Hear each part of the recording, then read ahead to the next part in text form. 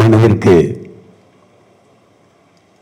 மிகவும் மகிழ்ச்சியான ஒரு நிகழ்ச்சியான மாலை இது. நந்தன் படக்குழுவினருக்கு பாராட்டு.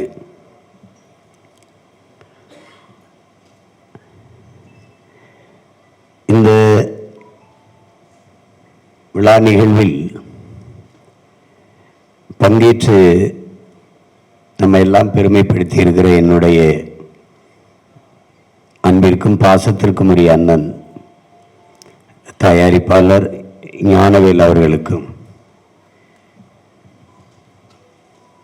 என்னுடைய அன்பு தம்பி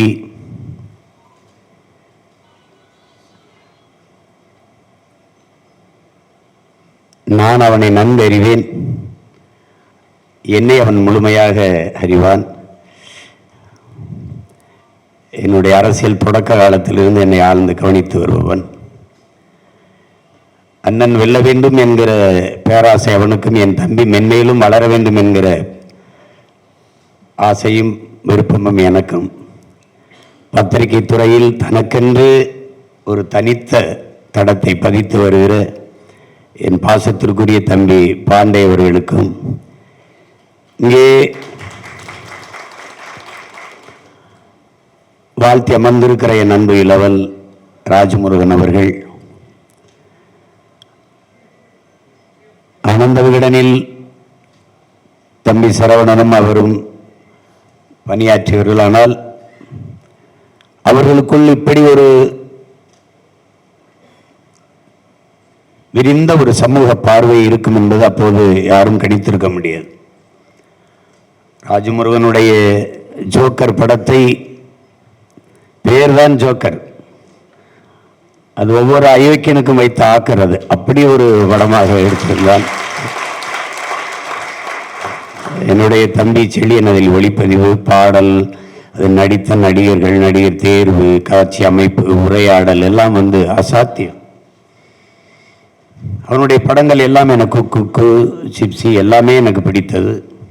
இப்போது எடுத்துக்கொண்டிருக்க படமும் மாபெரும் வெற்றியடை வேண்டும். என்னுடைய தம்பிகள் இருவரும் இணைந்து இயக்கி படைத்து கொண்டிருக்கிறார்கள். ராஜமுருகன் அவர்கள் என்னோடு தான் இந்த நந்தன் படத்தை பார்த்தார். அவர் வாழ்த்தியது எனக்கு பெரிய மகிழ்ச்சி. அடுத்து என்னுடைய தம்பி பாலாஜி சக்திவேல், இங்கே இருக்கிற கவிஞர் ரவி அவர்கள், எல்லோருக்கும் என்னுடைய அன்பும் வாழ்த்துக்களும்.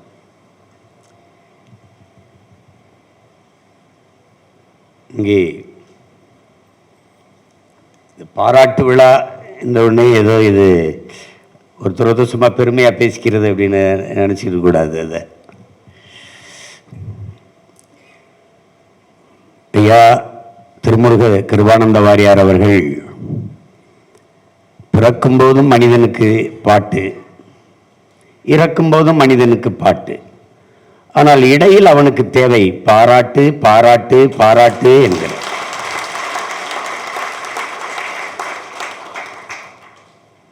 ஒரு மனிதனின் முதுகுக்கு பின்னால், ஒரு மனிதனின் முதுகுக்கு பின்னால் நாம் செய்ய வேண்டியது ஒன்றே ஒன்றுதான், தட்டி கொடுப்பது. ஆனால் இங்கே யாரும் தட்டி கொடுக்க ஆள் இல்லை, தள்ளிவிடத்தான் ஆள் இருக்கிறது. இங்கே எல்லோரும் முதலில் வருபவனை தான் ஆர்ப்பரித்து கைதட்டுகிறார்கள், பாராட்டுகிறார்கள்.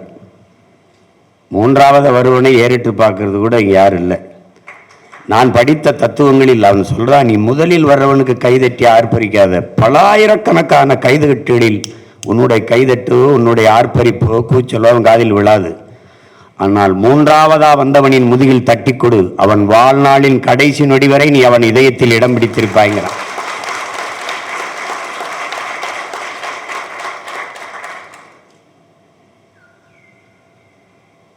இந்த பாராட்டுங்கிறது என் தம்பி சசி, என் அன்பு இளவலுக்கு இன்னைக்கு பிறந்த நாள். என்னுடைய அன்பு நிறைந்த வாழ்த்துக்களை தெரிவிப்பதை நான் மகிழ்கிறேன். அவன் சொன்னான், அண்ணன் நீங்கள் வேறு இடத்துக்கு போயிட்டாலும் இதை விட்டு போயிடாத அப்படின்னு. அதெல்லாம் அப்புறம் சொல்கிறேன், ஆனால் ஏன் நான் இதை செய்கிறேன் அப்படின்னு. நம்ம காதலிச்சு நேசித்த பெண் வேற ஒருத்தர் கல்யாணம் பண்ணிட்டு போனாலும் எங்கிருந்தாலும் நல்லா இருக்குன்னு நினைப்போம்ல. அது மாதிரி இந்த திரைத்துறையை தான் நேசித்து வந்து பல ஆண்டுகள் பட்டினியாக தெருவில் படுத்து ஏவிஎம் சுடுகாட்டிலலாம் படுத்து அப்படிலாம் கஷ்டப்பட்டு வந்தது.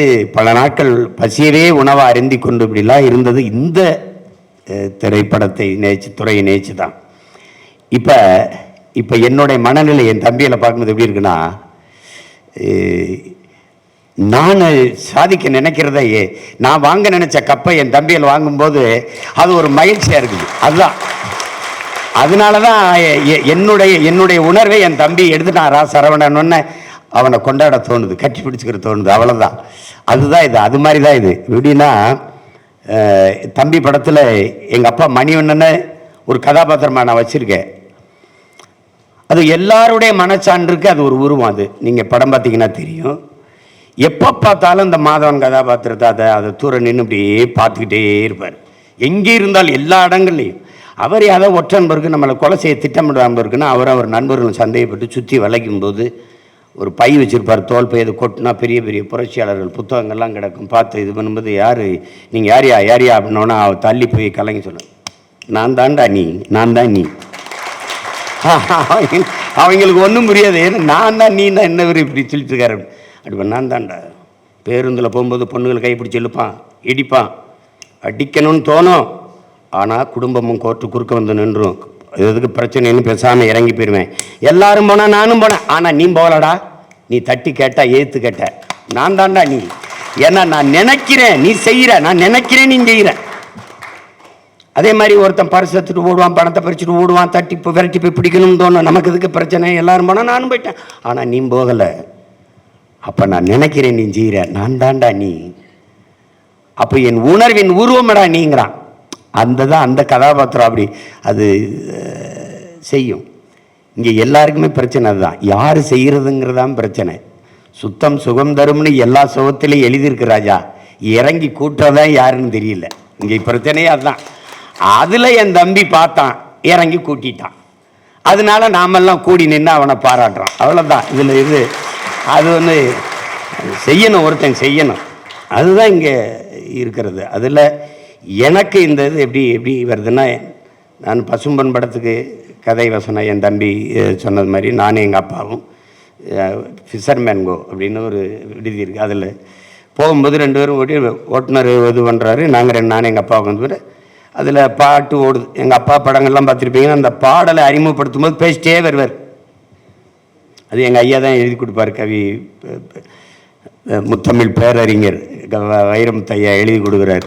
எழுதி கொடுக்கும்போது அதில் என்னென்ன சொல்லுக்குள் வார்த்தையை சுருக்கி வைக்கும் சூத்திரதாரி ஆக்கம் வாகாயத்தின் மறுபக்கத்தையும் கண்ணனின் கண்கள் தான் பார்க்கும், இதெல்லாம் எழுதி வச்சுருக்கும்போது எங்கள் அப்பாவை வந்து வைரமுத்து ஐயா எழுதி பாராட்டுறது, கண்ணன் அவர்களை பாராட்டுறது, ஐயா வைரமுத்து அவர் பாராட்டுறது, இப்படியே பேசிக்கும்போது அப்போ சின்ன இதான் ஆள் தானே, நமக்கு இவ்வளவு முதிர்ச்சி இதுதானே இல்லை. கேட்கும்போது அப்பா இப்படியே நம்மளை இப்படி பாராட்டி பேசிக்கிறது இது நல்லாவா இருப்பாருக்கு அப்படின்னு நான் கேட்குறேன். மயனே அப்படிலாம் நினைக்கக்கூடாதுப்பா, நம்மளை நாமே பாராட்டிக்கிடா தாண்டா, நம்மளை வேற யாரும் பாராட்ட மாட்டாங்கடா. அது வந்து என் மனசுக்குள்ள ஆழமாக பதிஞ்சிருச்சு. நான் பல பேரை கூட என் தம்பிக்கிட்ட சொல்லுவேன், என்னென்ன தம்பி நம்மளை நாமே பாராட்டிக்கிட்டா தாண்டா, நீ போய் கோபாலகிருஷ்ணன் சொல்லு அப்படின்னு. அவன் சொல்கிறான், நான் தான் சொல்லிக்கிட்டு இருக்கேன், எல்லாம் ஊரில் சப்பானின்னு தான் சொல்கிறான்ற மாதிரி நம்ம தான் நம்மளை கோபாலகிருஷ்ணன் சொல்லணும். ஜூலியஸ் சீசர் என்ன சொல்கிறான், அடுத்தவன் வந்து உன் தகுதியை அறிவிக்கும் வரை நீ காத்திருக்காத, எழுந்து சொல்றான் நான் ஆக சிறந்தவன் என்று. அப்படி சொல்லிட வேண்டியதான் நம்ம. அது மாதிரி நம்ம சொல்லிட வேண்டியதான். அதில் எந்த பாராட்டுக்கும் தகுதியான படம். கலை இலக்கியத்தை போற்றாத சமூகம் உயர்வடையாது, பெருமை அடையாது, மேம்படாது. நம்முடைய வணக்கத்திற்குரிய ஐயா இறை என்பவர்கள் கலை இல்லாத ஒரு சமூகம், அதை எப்படி சொல்றாரு பாருங்க. அது மலை இல்லாத நிலம், இலை இல்லாத மரம், அலை இல்லாத கடல், தலை இல்லாத உடல். எது கலையை போற்றாத சமூகம். அது அலை இல்லாத கடல்ரா, தலை இல்லாத உடல்ரா, அதனால போற்றணும், கலை இலக்கியத்தை கொண்டாடணும். இங்க அப்படி இல்லை. இங்க நீண்ட காலமா இந்த கம்யூனிச சித்தாந்தத்தில், இந்த திராவிட சித்தாந்தத்தில் இருந்தவர்கள், திராவிட சித்தாந்தம்லாம் திரையுலகில் இருந்து இந்த கம்யூனிசம் நம்ம முன்னோர்கள்லாம் நம்ம கற்றுக் கொடுத்தது என்ன தெரியுமா உனக்கு? கூத்தாடிப்ப சினிமாக்காரப்பைய, ஐயோ கூத்தாடிப்பைய, கவலையே சாக்கடை, இது இப்படியே பேசி பேசி எல்லாம் வெளியேறிட்டான். அந்த சாக்கடையில் உருண்டு பிறண்ட நாய் பண்ணி நரியெல்லாம் நாடாண்டுட்டு போயிட்டுது. இதுதான் இங்கே இருக்க பிரச்சனை.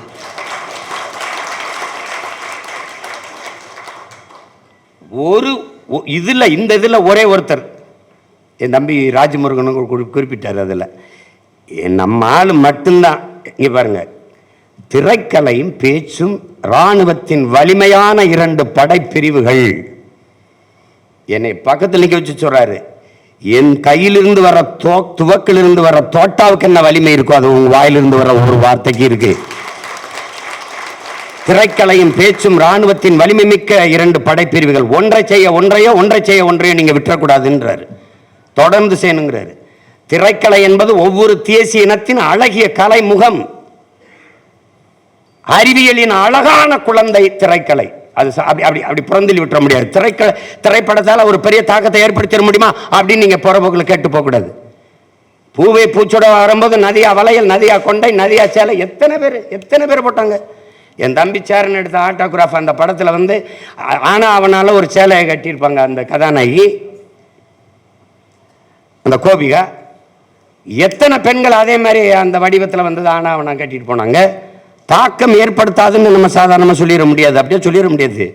தேவர் மகன் ஒரு படம், அந்த படம் எதை சொல்ல வருது?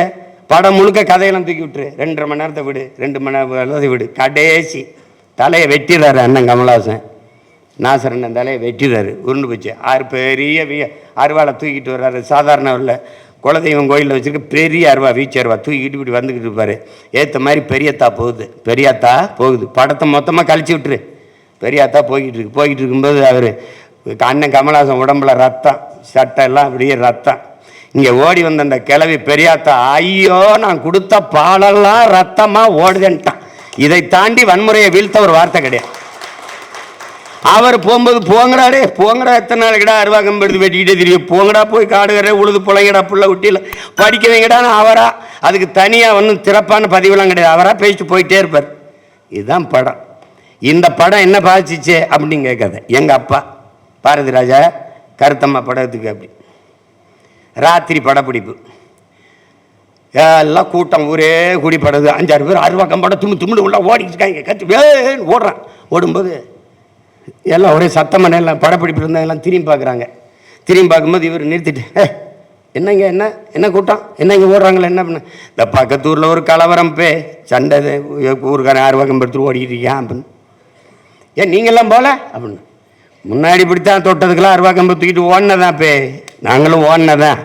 இந்த தேவர் மகன் ஒரு படம் வந்ததுக்கப்புறம் அதை பார்த்ததுக்கப்புறம் டப்புன்னு அருவாக்கம்பு எடுக்க கொஞ்சம் கூச்சமாக இருக்கா இல்லையான்ட்டோம். அப்போ ஒரு கலைஞர், நீ சொன்னால என் தம்பி ஒருத்தனை மாத்தினா கூட அந்த படைப்பு வென்றுச்சுரா அப்படின்ட்டு. அதுதான் அந்த படம் என்ன சாதிச்சுன்னு பிறகு ஒரு ஊரில், அந்த ஒரு கிராமத்தில் அவர் ஒருத்தர் சொல்கிறார், ஒரு பாதிப்பை ஏற்படுத்தினா அப்போ ஒவ்வொரு கிராமத்தில் எத்தனை பேர் பாதிச்சிருக்குன்னு. அதை தான் சொல்கிறான் சேகுவாரா, வினையாற்றாத சொல் வீணுங்கிறான். வினையாற்றாத சொல் வீண். அதனால இந்த பேசல என்ன பாண்டே இப்படி பேசிட்டாரு, அப்போ தாக்கத்தை ஏற்படுத்திடுச்சு. என்ன ராஜமோகனை ஏற்படுத்தி இப்படி பேசிட்டாரு, ஒரு விவாதத்தை கிளப்பணும்டா, சரியா தவறா, அதான்டா பேச்சுக்க பலன். அதுதான் அப்படி ஒரு தாக்கத்தை நந்தன் படம் ஏற்படுத்திடுச்சு. நீங்கள் சின்லெஸ் லிஸ்ட்டு கருப்பு வெள்ளையில் படம் 4 மணி நேரம். அவன் யூதன், எடுத்தவன் ஸ்பீல்பர்க்கு யூதன். அவன் வந்து கடைசி அவன் முன்னோர்கள் நினைவிடத்தில் கல் வைக்கணும் எல்லாரும் வச்சுட்டு இருப்பான். அப்போ மெதுவாக அப்படி நகரும் கருவி, அப்படி கேமரா நகரும். அதில் அப்படி ஸ்பீல்பர்க் அப்படி விலைக்கு வந்து காட்டுவான். அவனும் ஒரு கல்லோட நிற்பான் வைக்க, ஏன்னா அவன் முன்னோர் சமாதி அது. அப்படி வைப்பான். வச்சுட்டு படம் விட்டு வெளியில் வரும்போது ஹிட்லருடைய தலைமுறை எல்லாரும் யாரோடும் பேசலை, தலை குனிஞ்சு போனான். நம்ம முன்னோர்கள் இவ்வளவு கொடுமையாக யூதர்களை கொன்றுக்கானான்னு ஒரு தாக்கத்தை ஏற்படுத்திடுச்சு. அது மாதிரி தான் இது. அது மாதிரி நந்தனை பார்க்குற யாராவது ஒருத்தன் சக மனிதனை தாழ்த்தி வீழ்த்தி சுகங்காணுவது சி இது ஒரு இதா அப்படின்னு நினைக்கணும். அதுதான் இது. வந்து இங்கே பாருங்க எவ்வளவோ பேர் போயிட்டான். இங்கே என் தம்பி கூட சொன்னான், என் தம்பி ராஜமுருகன். இங்கிட்டு இன்னொரு தம்பி சொல்கிறான், எங்கள் அண்ணனை நீங்கள் என்ன இப்படி டப்புன்னு கம்மின்னு சொல்லல. கோட்பாட்டு அளவில் கம்யூனிசத்துக்கே அடிப்படை எது? தமிழ் தேசியம்தான், தமிழனுடைய தத்துவம் தான். என்ன அண்ணன் அதிகமாக பேர், மார்க்ஸ் பிறக்கிறதுக்கு கம்யூனிசம்ங்கிற கோட்பாடு பிறதுக்கு முன்பு பிறந்தவன் நம்ம பாட்டேன் வள்ளுவ பெருமகனார். அவன் தந்தர்லிய மறைமொழி பிறப்பு ஒக்கும் எல்லா உயிருக்கும். அவன் ஏன்டா எல்லா உறவுக்கும் பாடல? பகுத்துண்டு பல் உயிர்கள் ஓம்புக தாண்டி பொது உடைமை இங்க ஒன்றும் இல்லை, ஒன்றும் இல்லையே. காக்கை குருவி எங்கள் சாதி, நீல் கடலும் மலையும் எங்கள் கூட்டம், நோக்க நோக்க களியாட்டம் நோக்கும் திசையெல்லாம் யாமின்றி வேறில்லைன்ட்டான் பெரும்பாவளன் பாரதி. அதை தாண்டி இங்க என்ன இருக்குதே? ஒன்றும் கிடையாது. அவன் மனுஷனையே வரலையே. காக்கையும் குருவியும் நம்ம சாதிடா. அதான் நான் சொன்ன, காக்கையெல்லாம் எந்திரிச்சு பாரதிய கண்டன தீர்மானம் போட்டுருச்சு, மாநாடு நடத்தி. பாரதி பதறி எந்திரிச்சிட்டான். ஏய், இன்னும் நான் உங்களை வெள்ளாதான பாசன் பண்ணப்பா, நீங்க எப்போ என்ன இப்படி திட்டுறீங்க அப்படின்னு. பாரதி, நீ ரொம்ப தப்பா பேசிட்டா, புளி விட்ட நீ இப்படியே. நான் என்ன பண்ணேன் அப்படின்னு. நாங்கள் எப்படா ஓன் ஜாதியா இருக்க முடியும்? ஒரு காக்க சத்தா 1000 காக்க கூடி கத்துவோமடா. நீ மொத்த இனமும் செத்ததுக்கு ஒரு பையன் நீங்க அழலடா. நீங்க எப்படா என் ஜாதியில பிறந்திருப்பீங்க, நான் எப்படா உங்க ஜாதியா இருக்க முடியும்? பாரதி வெக்கி தலை குனிஞ்சு மறுபடியும் போய் படுத்துட்டான். அது மாதிரி புதியதொரு உலகம் செய்வோம், கெட்ட போரிடும் உலகத்தை வேரோடு சாய்ப்போம்ங்கிறான். உலகம் தழுவி போறான் யாரா? பாரதிதாசன். பொது உடைமை கொள்கை திசையிட்டும் சேர்ப்போம், புனிதமோடு எங்கள் உயிரென்ற காப்போம் தான் பொது உடைமை கொள்கை. நம்மளை விடவா என் மொழி தெரியாதவன் அநாகரிகமானவன் யாரு? சீனா எந்திரிக்கிறான். அவன் அரபு எந்திரிச்சு என் மொழி தெரியாதவன் பிசாசுன்ட்டான். பிரிட்டிஷ்காரன் என் மொழி தெரியாதவன் ஊமைன்ட்டான். அவன் ஒன்றும் தெரியாத அவன் ஊமை பயிலுன்ட்டான். அந்த நேரம் எங்கள் ஊர் ராமநாதபுரம் காஞ்ச மண்ணில் பிறந்தவன், இந்த மணவாளம்பட்டியில் பிறந்த ஒரு மகிவாளம்பட்டியில் பிறந்த கணியன் பூங்குன்ற எந்திரிச்சு இருகரமும் பேசிட்டான். யாதும் ஊரே யாவரும் கேளீர்ன்ட்டான்.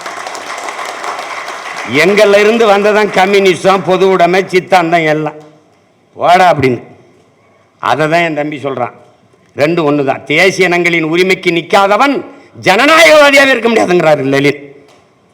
அடிப்படையில் அவன் ஜனநாயகவாதியாக இருக்க முடியாது, அவன் எப்படா கம்யூனிஸ்டா இருக்க முடியும் சொல்லிருக்காருல்ல. இதை சொல்லாத நீ. இதை சொன்னீங்கன்னா கோச்சுப்பாங்க நம்ம ஆளுங்க.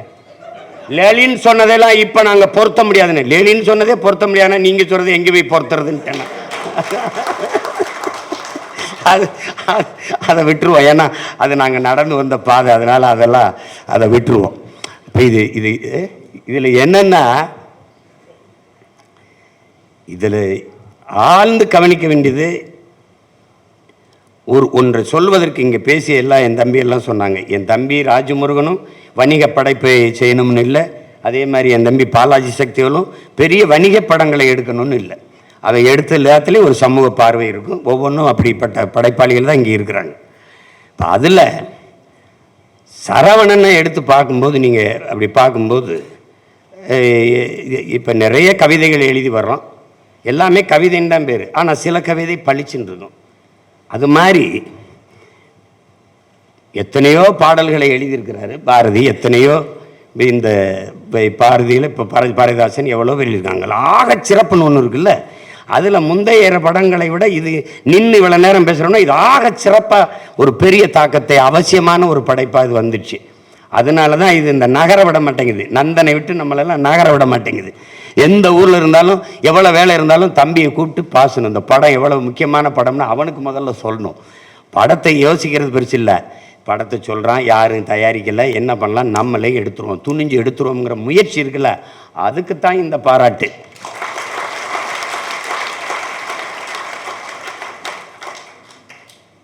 அதுக்கு தான் இந்த பாராட்டு. நான் வந்து எங்கள் அப்பாட்ட மணிவண்ணன்ட்ட உதவி அந்த அசோசியேட்டாக வேலை செய்யும்போது அலுவலகத்தில் இனி ஒரு சுதந்திரம் படம் எனக்கு ரொம்ப பிடிச்சிருந்தது. இனி ஒரு சுதந்திரம் படம். அதில் வந்து எங்கள் அண்ணன் சத்யராஜ் ஒரு தாழ்த்தப்பட்ட இளைஞனாக இருந்து படித்து காவல்துறையாக வந்து ஆசிரியர் இருக்குதுன்னு நான் உடையை கழட்டி போட்டு ஒரு டவுசரோடு போகிற அந்த காட்சியெல்லாம் எனக்கு ரொம்ப பிடிச்சது, ரொம்ப பிடிச்சிருந்தது. அப்போ அதை அண்ணன் சிவகுமார் அவர்கள் விடுதலை போராட்ட தியாகியாக வருவாங்க. இதில் அந்த படத்தை பற்றி எங்கள் அப்பாட்ட பேசிட்டே இருக்கும்போது அவர் பாட்டுக்கு ஏதோ எழுதிக்கிட்டு இது பண்ணிக்கிட்டு அப்படியே கேட்டுக்கிட்டே இருந்தார். திடீர்னு ரொம்ப பேசுகிறானே அப்படின்னு, இவன் எப்படி நிறுத்துறதுன்ற, வாடா வாடா அப்படின்னு கூட்டிகிட்டு போய் நூலகம், அவர் அலுவலகத்தில் இப்போ நூலகம் ஒரு இது பண்ணி படம் போட்ட ஒரு லேமினேட் பண்ண ஒரு இது இருக்குது, சீல்டு மாதிரி, அதை எடுத்து நீ சொல்லி நேரம் பேசிட்டுன்றா அந்த படத்தை எடுத்ததுக்கு இருக்கிற ஒரே ஒரு இது பெருமை இது ஒன்று தாண்டான்னு. அந்த படத்தை பாராட்டி ஐயா பாலச்சந்தர் கைப்பட எழுதின கடிதம் இவ்வளோ தாண்டா அந்த படத்தில் மொத்த பணம் போச்சுடா அந்த படத்தில். அவர் எழுதி இந்த பாராட்டு ஒன்று தான். என்ன பதில் நினைக்கிறீங்க? இது போதும்டா எனக்கு, அந்த படத்தை எடுத்ததுக்கு இது போதும். அப்படி பணம் எப்போ வேணாலும் சம்பாதிக்கலாம், அது எப்போ வேணாலும் சம்பாதிக்கலாம் அது. ஆனால் பதிப்பு சமூக அக்கறையோடு இந்த மாற்றத்தை விரும்புகிற ஒவ்வொருத்தனும் எப்போவா தான் என் உயிர் தம்பிதங்களுக்கு நான் பலமுறை சொல்லியிருக்கேன். நம்முடைய ஐயா அப்துல் கலாம் அவர்கள் மேலதிகாரி கூப்பிட்டாருன்னு போயிட்டு அவர் வீட்டில் காத்திருக்கும்போது வரவேற்பறையில் இருக்கிறாரு, அதிகாரி மேலேருந்து இறங்கி வரலை. அது வரை இந்த மாதிரி தேநீர் பலகை மேலே ஒரு இது இருக்குது, புத்தகம் புரட்டுறாரு. அந்த புத்தகம் அறிஞர் பெர்னாட்ஸாவோடது. அந்த அறிஞர் பெர்னாட்ஸோட புத்தகத்தை பறிட்டு போகும்போது அதில் ஒரு வாசனை அவருக்கு படுது. இந்த உலகத்தில் பெரும்பாலானோர் உலகம் போகிற போக்கிலே போக நினைக்கிறார்கள், ஆனால் யாராவது ஒருத்தன் தான் உலகத்தை தன் போக்கிலே திருப்ப நினைக்கிறான். தொடக்கத்திலே அவன் விமர்சிக்கப்படுகிறான், ஏசப்படுகிறான், எள்ளி நகையாடப்படுகிறான், அவமானப்படுத்தப்படுகிறான். ஆனால் உலகம் பெற்றிருக்கிற அத்தனை மாறுதலுக்கும் காரணம் அவன்தான். உலகத்தை தன் போக்கிலே திருப்ப நினைச்சவன் தான். நீங்க இதுவரை பேசினீங்க Marx, Lenin, Stalin, Engels, Ingersoll, Buddhan, Phule, Aristotle, Plato, Socrates, Ambedkar எல்லாரும் உலகத்தை தன் போக்கில் திருப்ப நினைச்சவன் தான். அப்படிதான் எல்லாரும் மாதிரி நம்மளும் மடுறதுக்கு சம்பாதிக்கலாம். வேணாம் நம்ம ஜோக்கர் எடுப்போம், எல்லாரும் வேணாம் நம்ம நந்தன் எடுப்போம். தன் போக்கில் திருப்ப நினைக்கணும், தன்னை கவனி அப்படின்னு. அதுதான் இங்க நீ மாற்றத்தை விரும்புறியா, அந்த மாற்றத்தை முதல்ல ஒன்னிலிருந்து தொடங்கு. உனக்குள்ள எந்த மாற்றத்தையும் ஏற்படுத்தாத முடியாத உன்னால் சமூக மாற்றத்தை ஏற்படுத்த முடியாது. சும்மா மானுட நேயம் சக மனிதனின் இங்க பாருங்க, உலகத்திலே உயர்ந்த மனிதன் எவன் என்ற கேள்விக்கு பதில், எவன் கீழே விழுந்து கிடக்கிறானோ அவனை தூக்கி விடுவதற்கு எவன் குனிகிறானோ அவன் தான்டா உலகத்திலே உயர்ந்த மனிதன். கீழே விழுந்து கிடப்பவனின் காயத்தை ஒருத்தன் கை நீட்டி தடவுகிறான் பாரா, அவன் தான்டா உலகத்திலே தலை சிறந்த மனிதன். அந்த எண்ணம், அந்த சிந்தனை, அந்த காயத்தை துடைப்பதற்கு கை நீட்டிய கை என்னுடைய தம்பி சரவணன் கை என்பதில் எனக்கு மகிழ்ச்சி, பெருமை. ஐயா வைகுந்தர் சொல்றாரு, தாழ கிடப்பவனை தற்காத்து நிற்பதாண்டா தர்மம்ங்கிறது. நீ அவனை போட்டு அவனை ஏற்று பார்க்க, ஒரு வல்லாதிக்கன், ஒரு வலிமை உள்ளவனின் அழகே எளியவனை, வலிமையற்றவனை அவனுக்கு பாதுகாப்பா நிற்பதான். திக்கற்றவனுக்கு திசை காட்டாதவன், வாயற்றவனுக்காக பேசாதவனும் அடிமைதான். அப்ப உரிமை இழந்து அடிமையா நிக்கிறவனுக்காக பேசாதவனும் நம்மள அடிமைதான். அதனால நிராகரிக்கப்பட்ட ஆதி குடிகளின் பக்கம் அரவணைச்சு நிற்கிறவன் தான் இங்கே அவன். அந்த அந்த மானுடம் தான் இங்க மகத்தானது, அதுதான் பெருசு. இங்கே என் தம்பி வந்தோடனே தம்பி பார்ப்பனர்கள் அது சொல்லோன்னா பயந்துட்டான். அப்படிலாம் கிடையாது. நான் போன விழாவில் கூட பாரதிய பாட்டேன்னு சொல்லிட்டு எல்லாம் பேசுகிறாங்க. அவன் யாருன்னு தெரியுமா உங்களுக்கு? ஏன் அவன் பாட்டேன்னு தெரியுமா? அவன் தெரியுமா? அவன்கிட்ட போய் சுப்பையா தாண்டா ஒரு பேர். அவன் நம்மாலியா, அவன் பேர் சுப்பையா, பொண்டாட்டி பேர் செல்லம்மா. அவங்க அப்பா பேர் சின்னசாமி, அம்மா பேர் வள்ளி. இவன் பாண்டையா இருக்கலாம், இவன் ரங்கராஜா இருக்கலாம். அவன் எங்கால நம்ம பாட்டன் சுப்பையா. சுப்பையா எங்கானு சுப்பையா நம்ம பிரம்மன் தலையிலிருந்து பிறந்தான், சத்திரியன் தோலிருந்து பிறந்தான், வைசியன் தொடையிலிருந்து பிறந்தான், சூத்திரன் காலிலிருந்து பிறந்தான். இந்த பஞ்சமன் ஒருத்தருக்கான அவன் எதுலேருந்து பிறந்தாங்கானோ இவங்க கேட்க அவர் உடனே எழுந்திரிச்சு அவன் ஒருத்தன் தான் ஆத்தாளுக்கு அப்பனுக்கும் பிறந்தாண்டு போயிட்டான்.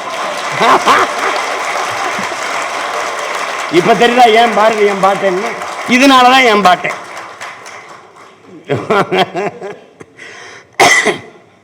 கழுத அக்ரஹாரத்துக்குள்ள வரக்கூடாதியா.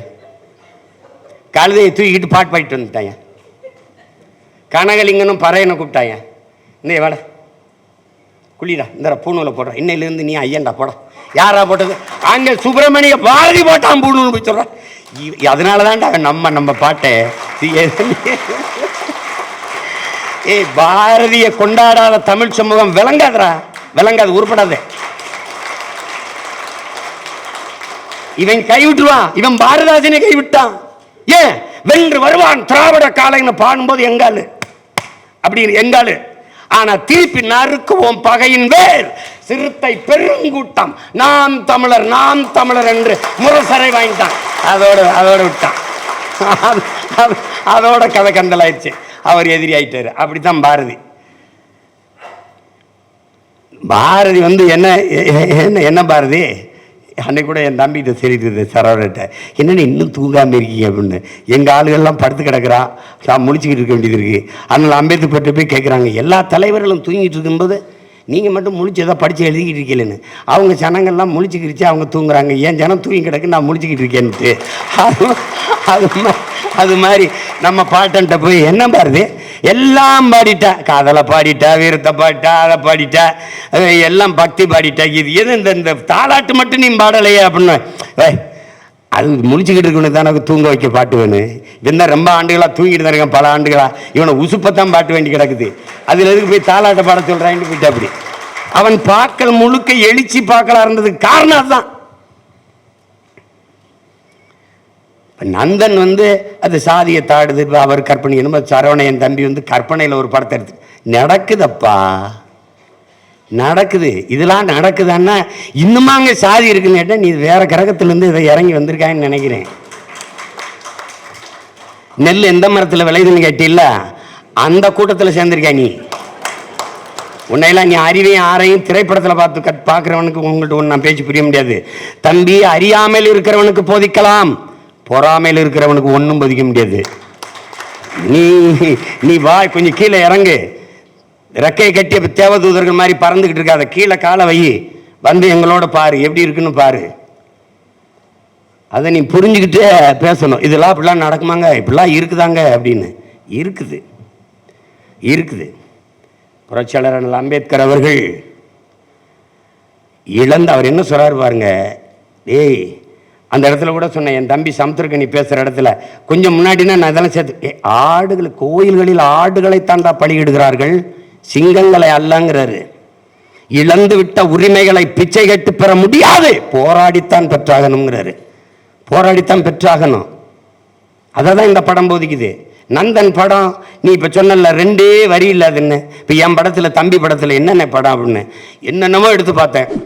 வன்முறையாளன்னு கட்டமைக்கிறான். இப்போ எங்கள் தலைவரை கட்டமைச்ச மாதிரி ஒரு அரச பயங்கரவாதத்தை எதிர்த்து தன் இன மக்களை தற்காக்க தூக்கின ஆயுதத்தை பயங்கரவாதம்ங்கிறான். அடிக்க ஓங்குகிற கைக்கும் தடுக்க நீட்டுகிற கைக்கும் வேறுபாடு இருக்குங்கிறது இந்த சமூகத்துக்கு புரிய வைக்கணும்.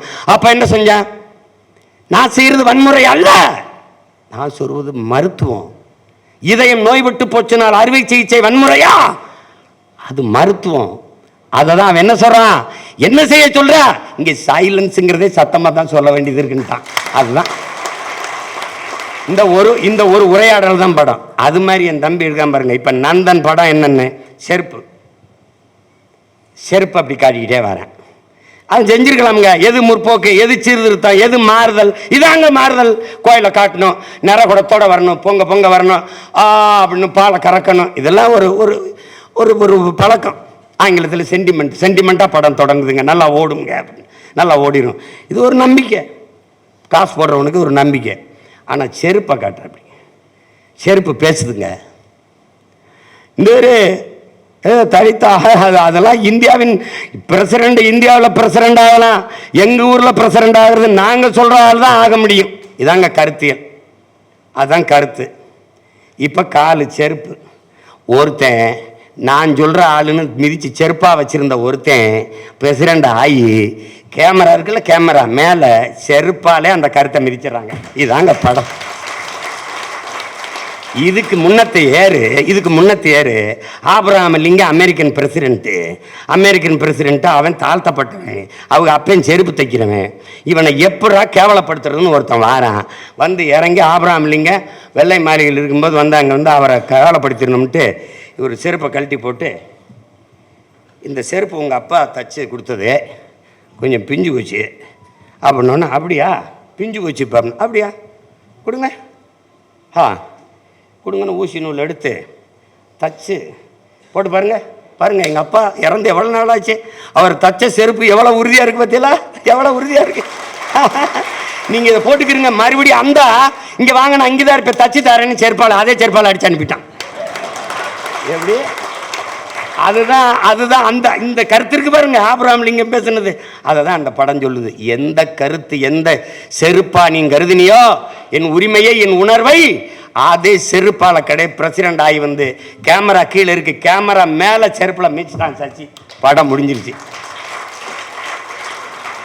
அதுதான் அது நீங்கள் அது பார்த்துங்க எப்படி இப்போ அந்த படத்தில் என்ன சுருக்கம் என்ன சொல்கிறாரு, ஆள்றதுக்கு தான் அதிகாரம் நினச்சிக்கிட்டு இருந்தோம்டா, வாழ்கிறதுக்கே அதிகாரம் தேவைப்படுது.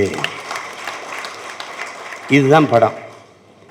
நீங்கள் இது இந்த சாதி என்னதான்னு சில பேசுவான், சாதியை பெருமையாக இருக்கும்பா, சாதி தான்பா. அது மறுபடியும் அந்த வாரியை போட்டுருக்கேன் பாருங்கள். இதையெல்லாம் அண்ணல் அம்பேத்கர் கருத்துன்னு தான் நினச்சிக்கிட்டான். சாதிதான் சமூகம் என்றால் வீசும் காற்றில் விஷம் பரவட்டும்னு சொன்னது அண்ணல் அம்பேத்கர் தான். நிறைய பேர் அம்பேத்கர் அவர்கள் சொன்னது போலன்னா கடைசியாக எழுதுனது நம்ம கவிஞர் பழனி பாரதி அவர்கள். அதனால் அதை நான் திருப்பி அந்த கருத்தை பதிவு செய்கிறேன். இங்கே சரியானது வென்றே தீரும்னு போட்டேன். அது என் தம்பி படத்துக்கு நான் போட்டது. சேகுவாரா சொன்னது சரியானது வென்றே தீரும்னு. ஏன் என் தம்பி சரவணனை நான் தூக்கி கொண்டாடுறேன்னா அவனுக்கு முன்னத்தி ஏறுனா அவன் என் தம்பி, நான் அண்ணன். எப்படி அண்ணன்? நான் தம்பி படத்தை எடுத்துட்டேன், படம் எடுக்க காசு இல்லை, தயாரிப்பாளர் எங்கன்னு தெரியல. என் தம்பி மாதம் கொண்டு இழுத்து விட்டு எங்கே போயிட்டான், தயாரிப்பாளர் அமெரிக்காவில். அப்பப்போ எங்கள் மாமா தமிழ் முழக்க சாமியில் மீது 10,000 20,000 30,000 கொடுப்பாரு. அதை வச்சு படத்தை எடுத்து முடிச்சிட்டோம். படம் ஓடிடுச்சு. ஒரு பாராட்டு கூட்டம் எடுக்கிறது. நம்மளை யார் பாராட்டுவா? நம்மளை யார் பாராட்டு? நம்ம அப்போ முதலமைச்சரும் இல்லை, அமைச்சரும் இல்லை, ஒன்றும் இல்லை. நம்மளை யார் பாராட்டுவா? நம்ம இல்லை ஏதாவது கோட்டுக்கு மேலே 10 ரூபா போட்டு விற்று ஏதாவது கமிஷன் வாங்கி ஜெயிலுக்கு போயிட்டு வந்தாலும் ஏதாவது பட்டாசு வெடித்து பாராட்டுறதுக்கு வாய்ப்பு ஒன்றும் இல்லை. அப்போ என்ன பண்ணுறாங்க, நாங்களே சூரொட்டி அடித்து நாங்களே ஒட்டி OMCயில் என்னோட பயிற்சி எடுக்க எங்கள் அண்ணங்க பேர் வேணாம், அது பேர் வேணாம், அது வீணான சிக்கல். அவங்க பேரில் இப்போ சொல்ல வேணாம். அவங்க தம்பி ஒரு படம் எடுத்துக்க அவனுக்கு ஒரு பாராட்டு விழா அப்போன்னு சொல்லிட்டு அப்போ அவங்களாம் நடத்துனாங்க. அன்னைக்கு எனக்கு 2 அண்ணங்க 3 அண்ணங்க இருந்தாங்க. இன்னைக்கு என் தம்பிக்கு நான் ஒரு அண்ணன் இருக்கேன், பாராட்டுறேன், அவ்வளோதான். அந்த அண்ணங்க பணத்தில் வலிமையாக இருந்தாங்க, இந்த அண்ணன் மனத்தில் வலிமையாக இருக்கேன், பாராட்டுறேன், அவ்வளோதான். வேற நம்மளால் முடிஞ்ச என்ன பாராட்டு, நல்ல பாராட்டணும். பூமி தாய் ஒரு பந்தயம் 9 முறை எழுந்து விழணும், 10 முறை எழுந்து விழணும். 9 முறை எழுந்துட்டான், 9வது முறை விழுந்து கிடக்கிறான், கீழே கிடக்கிறான். அவனால் முடியல. இந்த பூமி தாய் நெத்தியில் முத்தமிட்டு எழுந்துரு மகனே எழுந்துரு, ஏற்கனவே நீ 9 முறை எழுந்தவன் தானேன்னு எழுப்பி விடுறான். அப்படித்தான் நம்ம பிள்ளைகளை ஆடுறா உன்னால் முடியும்டான்னு சொல்லணும். அதனால தான் இந்த பாராட்டு நிகழ்வை நம்ம நடத்துகிறோம். சாதி என்னென்ன சாதி அவ்வளோன்னா, சாதி மானுட சமூகத்தின் மிகப்பெரிய ஒரு எதிரி, பிளந்து பிரித்து தள்ளிடுது. குறிப்பாக அதில் நமக்கு தமிழ் சமூகத்திற்கு இவ்வளோ பெரிய வீழ்ச்சிக்கு காரணம் சாதி தான். இதெல்லாம் பாருங்கள், இருட்டறையில் உள்ளதடா உலகம், சாதி இருக்கின்றது என்பானும் இருக்கின்றானே தமிழான்னு வருந்தி பாடிட்டார் புரட்சி பாவலர் பாவேந்தன் பாரதிதாசன். அதை யோசிச்சு பாருங்கள். தமிழுக்கு அமுதென்று பேர், அந்த தமிழ் இன்பத்தமிழ் எங்கள் உயிருக்கு நேர்னு பாடிய புரட்சி பாவலன் சாதி ஒழித்தல் ஒன்றுன்னு தான் முதல்ல பாடுற. அப்படி தமிழ் வளர்த்தல் ஒன்று, சாதி ஒழித்தல் மற்றொன்றுன்னு பாடியிருக்கலாம். சாதி ஒழித்தல் ஒன்று, நல்ல தமிழ் வளர்த்தல் மற்றொன்று. பாதியை நாடு மறந்தால் மற்ற பாதி துலங்குவதில்லை. சாதியை பிணிப்பற்ற தோலை பாருங்க, சாதி பிணிப்பற்ற தோலே சாதி கடந்த அந்த ஏரி நல்ல தண்டமிழ் நீரை ஏற்கும், சாதி பிணிப்பற்ற தோலே தண்டமிழ் வாளை தூர்க்குங்கிறார். அது எவ்வளோ பெரிய கொடியதுன்னு நீங்கள் பார்த்துக்கணுங்க. உங்களுக்கு ஒன்று சொல்கிறேன் பாருங்கள், இங்கே எப்படி தமிழ் சமூகம் வீழுதுன்னு பாருங்கள். அதிகாரமற்று அடிமையாக எப்படி நிற்குன்னு பாருங்கள். தமிழன் எவன் வந்தாலும் சாதி கேட்பான், நோய். தமிழன் இல்லாத யார் வந்தாலும் அப்படியே தலைமை ஏற்பான், அது பெரிய நோய். நீங்கள் தமிழ் சமூகத்தில் பெரும்பாலான சமூகம் இங்கே இருக்கிற பெரிய சமூகங்களில் சாதிய பாகுபாடு இருக்குது. இந்த சமூகம் இந்த சாதியை நிறுத்தினா இந்த சாதி வாக்கு செலுத்தாது, இந்த சாதியை நிறுத்தினா இந்த சாதி வாக்கு செலுத்தாது. அப்படிங்கும்போது தமிழர்களுக்கு என்று அரசியல் வலிமையோ அதிகார வலிமையோ வராதனால உரிமை இழந்து உணர்வை இழந்து உரிமை இழந்து உடைமை இழந்து உயிரை இழக்கிற நிலைக்கு தள்ளப்பட்டுருச்சு. இப்போ எப்படி பிளக்குன்னு பாருங்க. ராமேஸ்வரம் மீனவன் சுட்டு வீழ்த்தப்பட்டு செத்தால் நாகப்பட்டினம் கன்னியாகுமரி மீனவன் அழுவதில்லை. இங்க என்னென்ன பிரச்சனை? விவசாயி பிரச்சனை விவசாயி தான் பார்த்துக்கணும். போக்குவரத்து தொழிலாளி தான் போராடணும். ஆசிரியர் பெருமக்கள் ஆசிரியர் தான், மருத்துவர் தான், செவிலியர் தான் போராடணும். அங்கதான் நாங்க விழுந்தோம் என்று தெரிந்த பிறகு எழுந்தோம் என் உடன் பிறந்தார்களே. அங்கதான் என்ன, இது மீனவன் பிரச்சனை இல்லை, மாணவன் பிரச்சனை இல்லை, உழவன் பிரச்சனை இல்லை, இது என் இனத்தின் பிரச்சனை என்று எழத் தொடங்கினான். அன்னைக்குதான் இந்த சிக்கலை கவனிக்க ஆரம்பிச்சான். பிளந்து பிரித்து தள்ளிரும், உன்னை வலிமேற்றவன் ஆக்கிறோம். அது சாதி.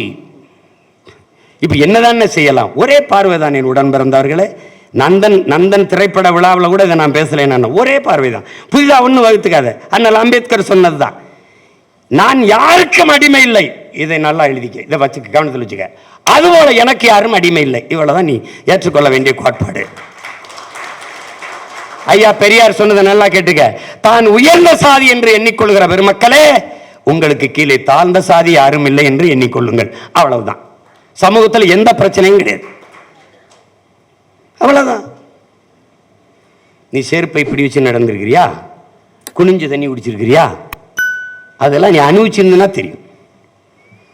அப்போ அது பேசி பயன் இல்லை. அது சும்மா அது இது ஏதோ சொல்கிறாரு, இது ஏதோ பேசுகிறாங்க, இப்படிலாம் நடக்குமான்னு நீ இருக்க முடியாது தம்பி. அப்படிலாம் இருக்க முடியாது. விளையம் ஆவேசமாக சீமான் பேசுவார், கோபமாக பேசுவார், அப்படி பேசுவார், இப்படி பேசுவார்னு. வலி தம்பி, வலி.